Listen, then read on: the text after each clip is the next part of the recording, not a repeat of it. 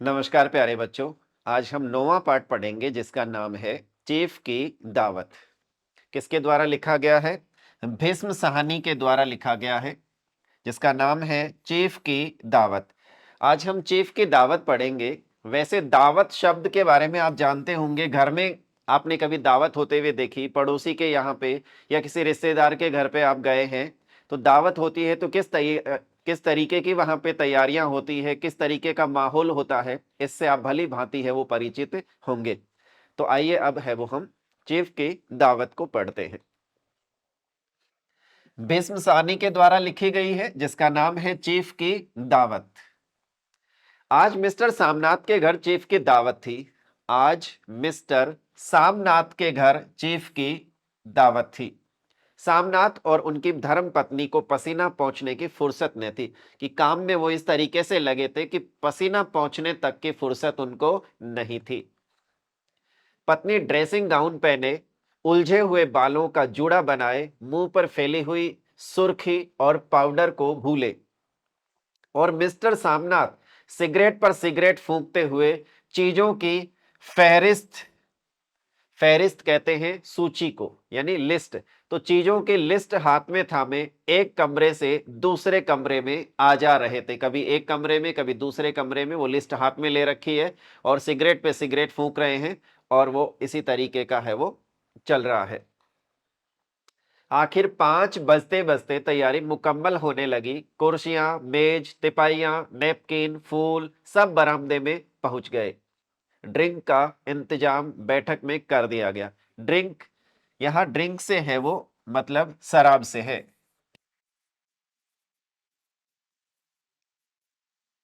Drink का इंतजाम बैठक में कर दिया गया। अब घर का फालतू सामान अलमारियों के पीछे और पलंगों के नीचे छिपाया जाने लगा। यानी घर का जो फालतू सामान था वो या तो अलमारियों के पीछे डाला जाने लगा या पलंग के नीचे की तरफ डाला जाने लगा। तो वो फालतू सामान है वो पलंग के नीचे या फिर अलमारियों के पीछे है वो छिपाया जाने लगा। तभी सामनाथ के सामने सहसा एक अड़चन खड़ी हो गई। तभी सामनाथ के सामने एक अड़चन, एक समस्या खड़ी हो गई कि मां का क्या होगा। यानी जो मां है, तो मां का क्या होगा, ये उसके सामने एक अड़चन खड़ी हो गई। किसके सामने? सामनाथ के सामने।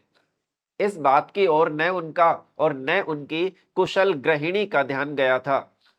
मिस्टर सामनाथ श्रीमती की ओर घूमकर अंग्रेजी में बोले, मां का क्या होगा।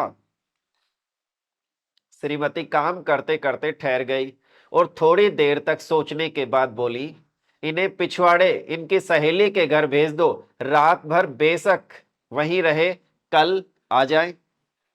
सामनाथ सिगरेट मुंह में रखे सिकुड़ी आंखों से श्रीमती के चेहरे की ओर देखते हुए पल भर सोचते रहे, फिर सिर हिलाकर बोले, नहीं, मैं नहीं चाहता कि उस बुढ़िया का आना जाना यहां फिर से शुरू हो।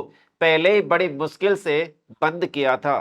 मां से कहें कि जल्दी ही खाना खा के शाम को ही अपनी कोठरी में चली जाएं। मेहमान कहीं 8 बजे आएंगे, इससे पहले ही अपने काम से निपट ले।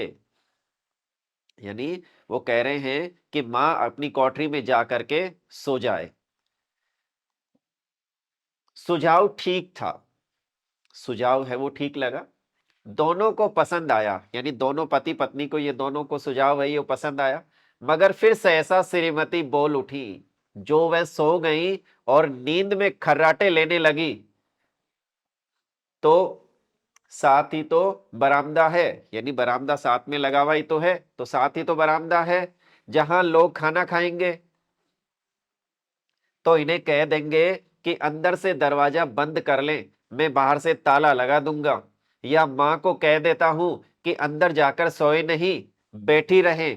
और क्या, यानी अंदर जाकर के वो सोए नहीं, बैठी रहे।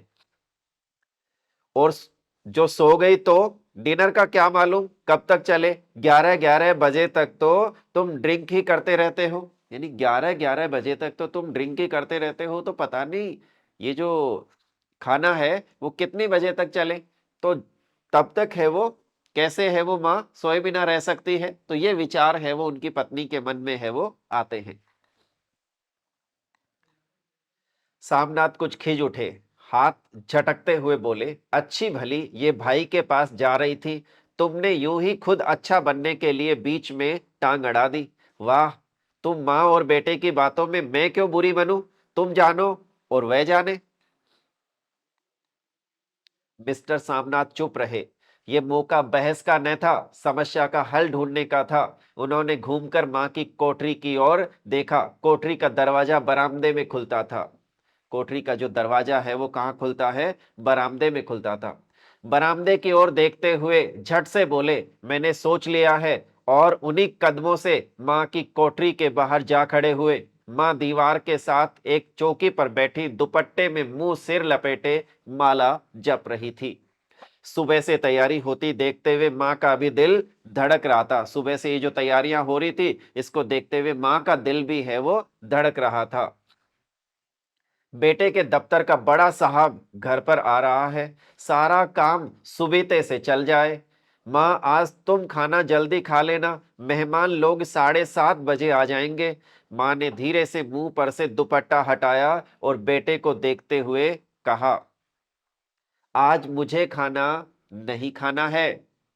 बेटा, तुम जानते तो हो, मांस मछली बने तो मैं कुछ नहीं खाती। जैसे ही हो, जैसे भी हो, अपने काम से जल्दी निपट लेना। अच्छा बेटा। बेटा कहता है, जैसे भी हो, तुम खाओ नहीं खाओ, तुम अपने काम से जल्दी है वो निपट जाना। और माँ, हम लोग पहले बैठक में बैठेंगे, उतनी देर तुम यहाँ बरामदे में बैठना। फिर जब हम यहाँ आ जाएं तो तुम गुसल खाने के रास्ते बैठक में चली जाना। माँ अवाक बेटे का चेहरा देखने लगी, फिर धीरे से बोली, अच्छा बेटा। और माँ, आज जल्दी सो नहीं जाना, तुम्हारे खर्राटों की आवाज दूर तक जाती है। माँ लज्जित सी आवाज में बोली, क्या करूं बेटा, मेरे बस की बात नहीं है। जब से बीमारी से उठी हूं, नाक से सांस नहीं ले सकती। मिस्टर सामनाथ ने इंतजाम तो कर दिया, फिर भी उनकी उधेड़ बूंद खत्म नहीं हुई। जो चीफ अचानक उधर आ निकला तो 8-10 मेहमान होंगे, देसी अफसर, उनकी स्त्रियां होंगी। कोई भी गुसल खाने की तरफ जा सकता है।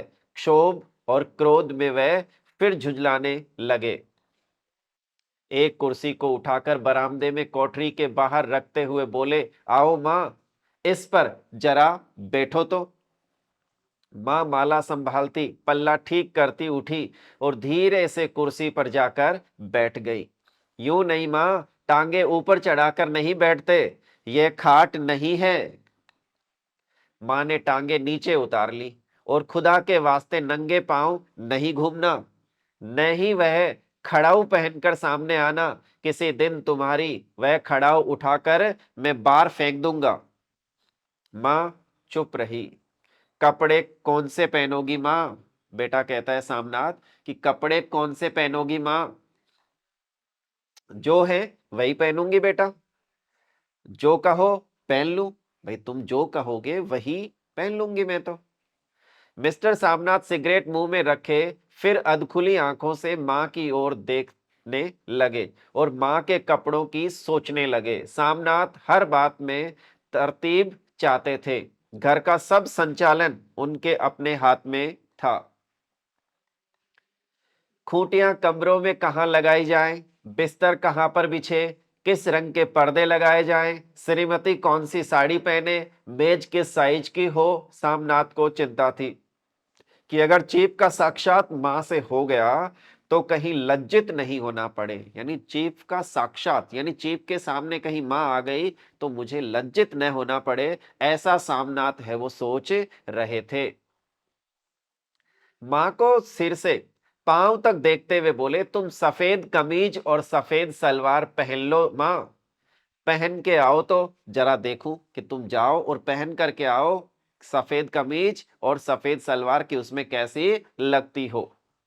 मां धीरे से उठी और अपनी कोठरी में कपड़े पहनने चली गई।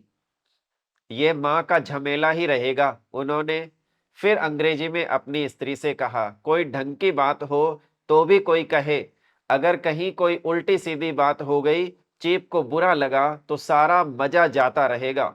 माँ सफेद कमीज और सफेद सलवार पहनकर बाहर निकली। छोटा सा कद, सफेद कपड़ों में लिपटा छोटा सा सूखा हुआ शरीर, धुंधली आंखें, केवल सिर के आधे झड़े हुए बाल पल्ले की ओट में छिप पाए थे। पहले से कुछ ही कम कुरूप नजर आ रही थी। चलो ठीक है, कोई चूड़ियां वूड़ियां हो तो वह भी पहन लो, कोई हर्ज नहीं। चूड़ियां कहां से लाऊं बेटा, तुम तो जानते हो सब जेवर तुम्हारी पढ़ाई में बिक गए। यह वाक्य सामनाथ को तीर की तरह लगा। यह वाक्य है वो सामनाथ को तीर की तरह लगा। तिनक कर बोला, वह कौन सा राग छेड़ दिया माँ, सीधा कह दो नहीं है जेवर, बस। इससे पढ़ाई वढ़ाई का क्या तकल्लुफ, यानी तकल्लुक है, यानी उसका क्या वास्ता है। जो जेवर बिका तो कुछ बनकर ही आया है, नीरा लंडूरा तो नहीं लौट आया। जितना दिया था उससे दुगना ले लेना। मेरी जीभ जल जाए बेटा, तुमसे जेवर लूंगी। मेरे मुंह से यूं ही निकल गया, जो होते तो लाख बार पहनती। कि अगर होते तो मैं लाख बार पहनती, लेकिन मेरे पास नहीं है, इसलिए कहां से पहनूं। 5:30 बज चुके थे। अभी मिस्टर सामनाथ को खुद भी नहा धोकर तैयार होना था। श्रीमती कब की अपने कमरे में जा चुकी थी। सामनाथ जाते ही एक बार फिर माँ को हिदायत करते गए, माँ रोज की तरह गुमसुम बन के नहीं बैठी रहना, कि रोज की तरह गुमसुम बन करके बैठी मत रहना। ये हिदायत देकर के वो चले जाते हैं सामनाथ। अगर साहब इधर आ निकले और कोई बात पूछे तो ठीक तरह से बात का जवाब देना। मैं न पढ़ी न लिखी बेटा, मैं क्या बात करूंगी, तुम कह देना माँ अनपढ़ है, कुछ जानती समझती नहीं, वह नहीं पूछेगा। 7 बजते बजते माँ का दिल धक धक करने लगा। अगर चीफ सामने आ गया और उसने कुछ पूछा तो वह क्या जवाब देंगी। अंग्रेज को तो दूर से ही देखकर वह घबरा उठती थी। वह तो अमरीकी है, न मालूम क्या पूछे, मैं क्या कहूंगी, यानी मैं क्या कहूंगी। माँ का जी चाहा कि चुपचाप पिछवाड़े विधवा सहेली के घर चली जाएं, मगर बेटे के हुक्म को कैसे टाल सकती थी। चुपचाप कुर्सी पर से टांगे लटकाए वहीं बैठी रही। एक कामयाब पार्टी वह है जिसमें ड्रिंक कामयाबी से चल जाए। सामनाथ की पार्टी सफलता के शिखर चूमने लगी। वार्तालाप उसी रो में बह रहा था जिस रो में गिलास भरे जा रहे थे।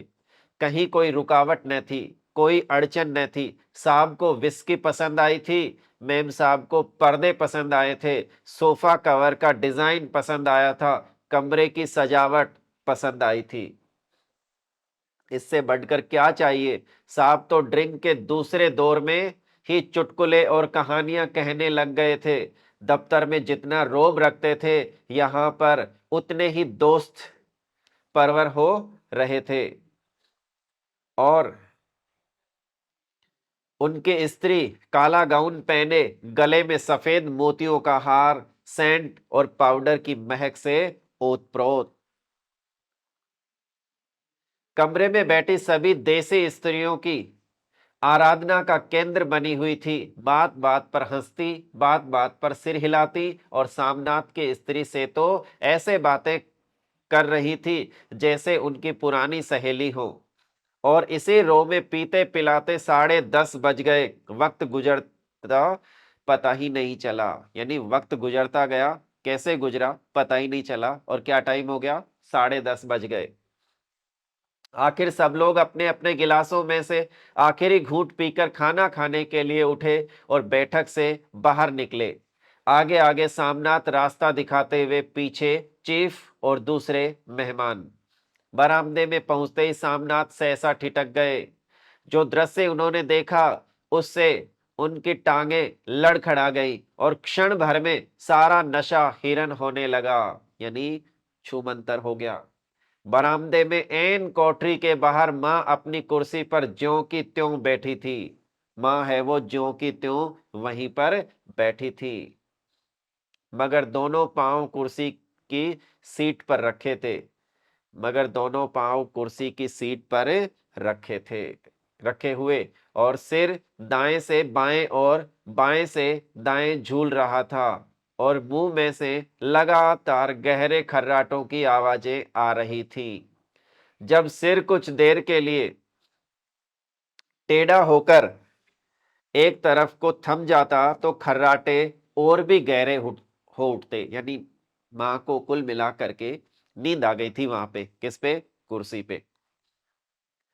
और फिर सब झटके से नींद टूटती तो सिर फिर दाएं से बाएं झूलने लगता, पल्ला सिर पर से खिसक आया था और मां के झरे हुए बाल आधे गंजे सिर पर अस्त व्यस्त बिखर रहे थे। देखते ही सामनाथ क्रुद्ध हो उठे। जी चाहा कि मां को धक्का देकर उठा दे और उन्हें कोठरी में धकेल दे, मगर ऐसा करना संभव न था। चीफ और बाकी मेहमान पास खड़े थे।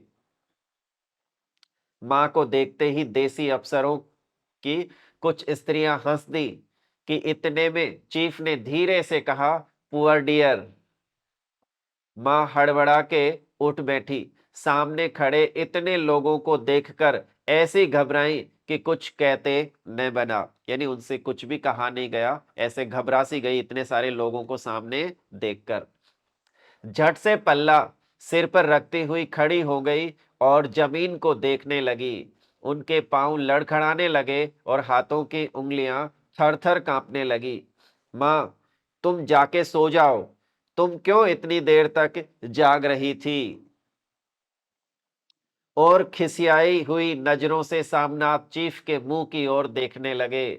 चीफ के चेहरे पर मुस्कुराहट थी। वह वहीं खड़े खड़े बोले, नमस्ते। मां ने झिझकते हुए अपने में सिमटते हुए दोनों हाथ जोड़े, मगर एक हाथ दुपट्टे के अंदर माला को पकड़े हुए था, दूसरा बाहर। ठीक तरह से नमस्ते भी न कर पाई। सामनाथ इस पर भी खिन्न हो उठे। इतने में चीफ ने अपना दायां हाथ हाथ मिलाने के लिए मां के आगे किया। मां और भी घबरा उठी। मां, हाथ मिलाओ। पर हाथ कैसे मिलाती? दाएं हाथ में तो माला थी। घबराहट में मां ने बायां हाथ ही साहब के दाएं हाथ में रख दिया। सामना दिल ही दिल में जल उठे। देसी अफसरों की स्त्रियां खिलखिलाकर हंस पड़ी। यूं नहीं मां, तुम तो जानती हो, दायां हाथ मिलाया जाता है। दायां हाथ मिलाओ। मगर तब तक चीफ मां का बायां हाथ ही बार बार हिलाकर कह रहे थे, how do you how do you do. कहो मां, मैं ठीक हूं, खैरियत से हूं। मां कुछ बड़बड़ाई। मां कहती है, मैं ठीक हूं, कहो मां, हाउ डू यू डू। मां धीरे से सकुचाते हुए बोली, हो डू डू, हो डू डू। एक बार फिर कह कहा उठा। वातावरण हल्का होने लगा। साहब ने स्थिति संभाल ली थी। लोग हंसने चहकने लगे थे। सामनाथ के मन का क्षोभ भी कुछ कुछ कम होने लगा था। साहब अपने हाथ में मां का हाथ अब भी पकड़े हुए थे और मां सिकुड़ी जा रही थी। साहब के मुंह से शराब की बू आ रही थी। यानी साहब के मुंह से शराब की बू आ रही थी, यानी बदबू आ रही थी। सामनाथ अंग्रेजी में बोले, मेरी मां गांव की रहने वाली है, उम्र भर गांव में रही है, इसलिए आपसे लज्जाती है। साहब इस पर खुश नजर आए। बोले, सच मुझे गांव के लोग बहुत पसंद है। मुझे गांव के जो लोग हैं वो बहुत पसंद है। ये कौन कहते हैं? साहब कहते हैं। तब तो तुम्हारी मां गांव के गीत और नाच भी जानती होंगी। चीफ खुशी से सिर हिलाते हुए मां को टिकटिकी बांधे देखने लगे। मां, साहब कहते हैं कोई गाना सुनाओ, कोई पुराना गीत, तुम्हें तो कितने ही याद होंगे। मां धीरे से बोली, मैं क्या गाऊंगी बेटा, मैंने कब गाया है। वाह मां, मेहमान का कहा भी कोई टालता है। साहब ने इतनी रिज से कहा है, नहीं गाओगी तो साहब बुरा मानेंगे। मैं क्या गाऊं बेटा, मुझे क्या आता है। वाह, कोई बढ़िया टप्पे सुना दो, दो पत्तर अनारा दे, दो पत्तर अनारा दे।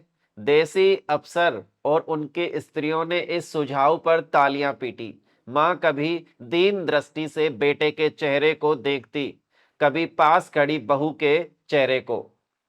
इतने में बेटे ने गंभीर आदेश भरे लहजे में कहा, मां। इसके बाद हां या ना का सवाल ही नहीं उठता। मां बैठ गई और क्षीण दुर्बल लरजती आवाज में एक पुराना विवाह का गीत गाने लगी। यानी एक पुराना सा विवाह का गीत है वो गाने लगी। हरियाणी माए, हरियाणी भेड़े, हरियाते भागी भरिया है। देसी स्त्रियां खिलखिला के हंस उठी। तीन पंक्तियां गा के मां चुप हो गई। बरामदा तालियों से गूंज उठा। साहब तालियां पीटना बंद ही न करते थे। सामनाथ की खींच प्रसन्नता और गर्व में बदल उठी थी। मां ने पार्टी में नया रंग भर दिया था। तालियां थमने पर साहब बोले, पंजाब के गांवों की दस्तकारी क्या है।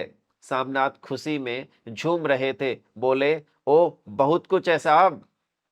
मैं आपको एक सेट उन चीजों का भेंट करूंगा, आप उन्हें देखकर खुश होंगे। मगर साहब ने सिर हिलाकर अंग्रेजी में फिर पूछा, नहीं, मैं दुकानों की चीज नहीं मांगता। पंजाबियों के घरों में क्या बनता है, औरतें खुद क्या बनाती है, उसके बारे में मैं बात कर रहा हूं।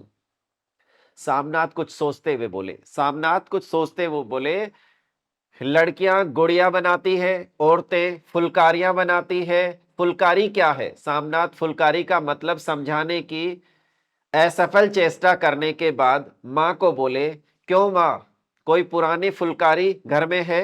कि कोई पुरानी फुलकारी घर में है? मां चुपचाप अंदर गई और अपनी पुरानी फुलकारी उठा लाई। साहब बड़ी रुचि से फुलकारी देखने लगे। पुरानी फुलकारी थी, जगह जगह से उसके तागे टूट रहे थे। यानी जो पुरानी फुलकारी थी तो उसके जगह जगह से तागे हैं वो टूट रहे थे और कपड़ा फटने लगा था। उसका जो कपड़ा है वो भी फटने लगा था। साहब की रुचि को देखकर सामनाथ बोले, ये फटी हुई है साहब, मैं आपको नई बनवा दूंगा। मां बना देंगी। क्यों मां, साहब को फुलकारी बहुत पसंद है, इन्हें ऐसी ही फुलकारी बना दोगी न? मां चुप रही। फिर डरते डरते धीरे से बोली, अब मेरी नजर कहां है बेटा, बूढ़ी आंखें क्या देखेंगी। मगर मां का वाक्य बीच ही में तोड़ते हुए सामनाथ साहब को बोले, वह जरूर बना देंगी, आप उसे देखकर खुश होंगे। साहब ने सिर हिलाया, धन्यवाद किया और हल्के हल्के झूमते हुए खाने की मेज की ओर बढ़ गए। बाकी मेहमान भी उनके पीछे पीछे हो लिए। जब मेहमान बैठ गए और मां पर से सबकी आंखें हट गईं, तो मां धीरे से कुर्सी पर से उठी और सबसे नजरें बचाती हुई अपनी कोठरी में चली गई। मगर कोठरी में बैठने की देर थी कि आंखों से छल छल आंसू बहने लगे। यानी कोठरी में जाकर बैठी ही थी कि मां की आंखों से छल छल कर आंसू बहने लगे। वह दुपट्टे से बार बार उन्हें पोंछती, पर वह बार बार उमड़ आते। वो बार बार दुपट्टे से उन आंसुओं को पोंछती और वो आंसू है वो फिर से उमड़ करके आ जाते, जैसे बरसों का बांधा तोड़कर उमड़ आए हों। मां ने बहुतेरा दिल को समझाया, हाथ जोड़े भगवान का नाम लिया, बेटे के चिरायु होने की प्रार्थना की, बार बार आंखें बंद की, मगर आंसू बरसात के पानी की तरह जैसे थमने में ही न आते हो। आंसू बहते ही चले जा रहे थे। आधी रात का वक्त होगा। मेहमान खाना खाकर एक एक करके जा चुके थे। मां दीवार से सटकर बैठी आंखें फाड़े दीवार को देखे जा रही थी। घर के वातावरण में तनाव ढीला पड़ चुका था। मोहल्ले की निस्तब्धता सामनाथ के घर पर भी छा चुकी थी। यानी मोहल्ले की जो निस्तब्धता है सामनाथ के घर पर भी छा चुकी थी। केवल रसोई में प्लेटों के खनकने की आवाज आ रही थी। तभी सहसा मां की कोठरी का दरवाजा जोर से खटकने लगा। माँ दरवाजा खोलो। माँ का दिल बैठ गया, हड़बड़ाकर उठ बैठी। क्या मुझसे फिर कोई भूल हो गई? क्या मुझसे फिर कोई भूल हो गई? माँ कितनी देर से अपने आप को कोस रही थी कि क्यों उसे नींद आ गई, क्यों वह ऊँघने लगी। क्या बेटे ने अभी तक क्षमा नहीं किया? माँ उठी और कांपते हाथों से दरवाजा खोल दिया। यानी अपने बेटे से डरते हुए कांपते हाथों से वो जा करके दरवाजा खोल देती है।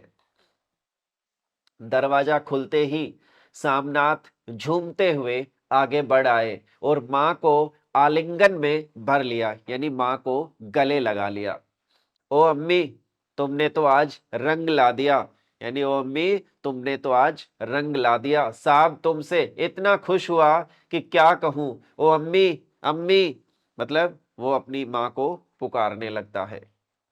माँ की छोटी सी काया सिमट कर बेटे के आलिंगन में छिप गई। माँ की आंखों में फिर आंसू आ गए। उन्हें पहुंचती हुई धीरे से बोली, बेटा तुम मुझे हरिद्वार भेज दो। मैं कब से कह रही हूं, बेटा तुम मुझे हरिद्वार भेज दो, मैं तुम्हें कब से कह रही हूं। सामनाथ का झूमना सहसा बंद हो गया और उनकी परेशानी यानी पेशानी पर फिर तनाव के बल पड़ने लगे। उनके बाहें मां के शरीर पर से हट आईं। क्या कहा मां? ये कौन सा राग तुमने फिर छेड़ दिया? सामनाथ का क्रोध बढ़ने लगा था। बोलते गए, तुम मुझे बदनाम करना चाहती हो ताकि दुनिया कहे कि बेटा मां को अपने पास नहीं रख सकता। नहीं बेटा, अब तुम अपनी बहू के साथ जैसा मन चाहे रहो। मैंने अपना खा पहन लिया, अब यहां क्या करूंगी। जो थोड़े दिन जिंदगानी के बाकी हैं, भगवान का नाम लूंगी। यानी जिंदगी के थोड़े दिन भी बचे हैं, वो भगवान के नाम लूंगी। तुम मुझे हरिद्वार भेज दो। तुम चली जाओगी तो फुलकारी कौन बनाएगा? साहब से तुम्हारे सामने ही फुलकारी देने का इकरार किया है। मेरी आंखें अब नहीं है बेटा जो फुलकारी बना सकूं। यानी मेरी आंखें नहीं है जो मैं फुलकारी बना सकूं। तुम कहीं और से बनवा लो, बनी बनाई ले लो। माँ, तुम मुझे धोखा देके यूं चली जाओगी, मेरा बनता काम बिगाड़ोगी। जानती नहीं साहब खुश होगा तो मुझे तरक्की मिलेगी। माँ चुप हो गई, फिर बेटे के मुंह की ओर देखती हुई बोली, क्या तेरी तरक्की होगी? क्या साहब तेरी तरक्की कर देगा? क्या उसने कुछ कहा है? कहा नहीं, मगर देखती नहीं कितना खुश गया है। कहता था जब तेरी माँ फुलकारी बना करेंगी तो मैं देखने आऊंगा कि कैसे बनाती है। जो साहब खुश हो गया तो मुझे इससे बड़ी नौकरी भी मिल सकती है, मैं बड़ा अफसर बन सकता हूं।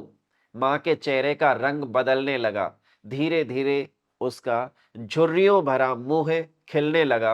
आंखों में हल्की हल्की चमक आने लगी। यानी बेटे की तरक्की को देख करके, यानी कि तरक्की होगी इस उम्मीद के सहारे उसके चेहरे पर हल्की हल्की चमक है वो आने लगी।